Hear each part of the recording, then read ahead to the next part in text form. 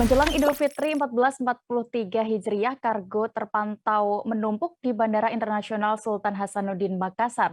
Penumpukan ini beriringan dengan peningkatan aktivitas angkutan kargo. Apa sebenarnya penyebabnya peningkatan volume kargo ini? Tribuners di Bandara Sultan Hasanuddin akan dilaporkan oleh rekan Nurul Hidayah, reporter dari Tribun Timur. Silakan rekan Nurul. Halo, selamat sore Tribuners. Baik, Tribuners menjelang Idul Fitri, jumlah volume kargo di Bandara Internasional Sultan Hasanuddin meningkat drastis Tribuners.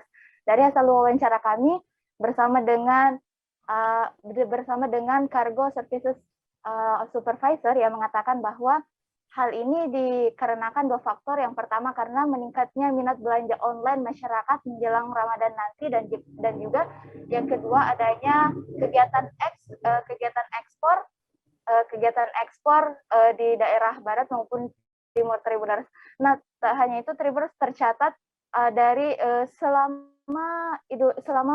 selama bulan Ramadan ini tercatat jumlah kargo setiap harinya itu mencapai 180 ton tiap harinya Tribuners.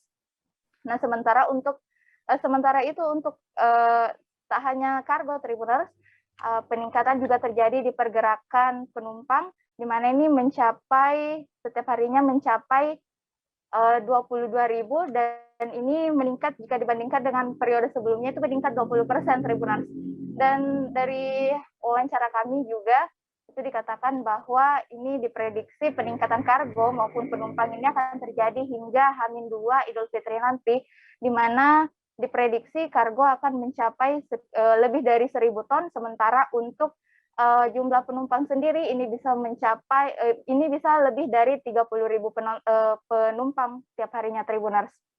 Nah, untuk mengantisipasi lonjakan penumpang, pihak Angkasa Pura sendiri di Bandara Internasional Sultan Hasanuddin telah melakukan berbagai hal.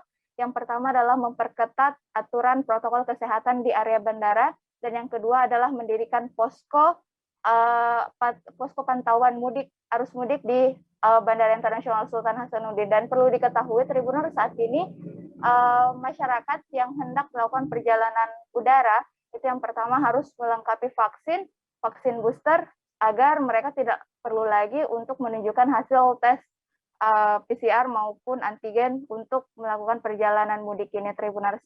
Baik, kembali ke studio dia. Baik, Tribuners, rekan Nurul juga sudah melakukan wawancara bersama Edi Sastro Mijoyo selaku Cargo Services Supervisor. Berikut liputan lengkapnya, kami tampilkan.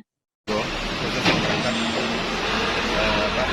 ini kan flow-nya pemeriksaan kargo dan pos dari Recruit Agent, keamanan kargo, sampai dengan penyerangan ketindakan kargo, baru kita proses loading di sini, kemudian menyerahkan ke teman-teman airline sebenarnya.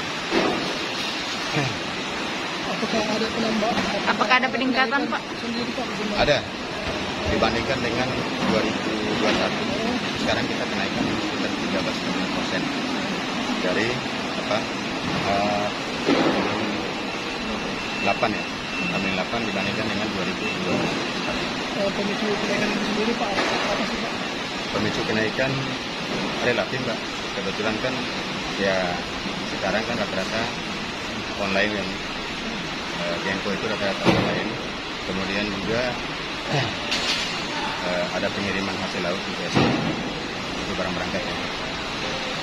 Kemudian sekalian dengan barang datang, itu tadi semua barang-barang sifatnya rata-rata barang online.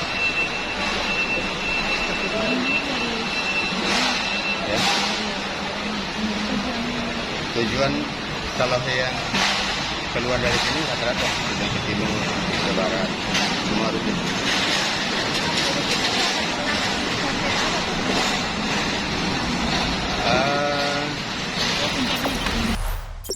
Jangan lupa subscribe, share, komen, dan like ya.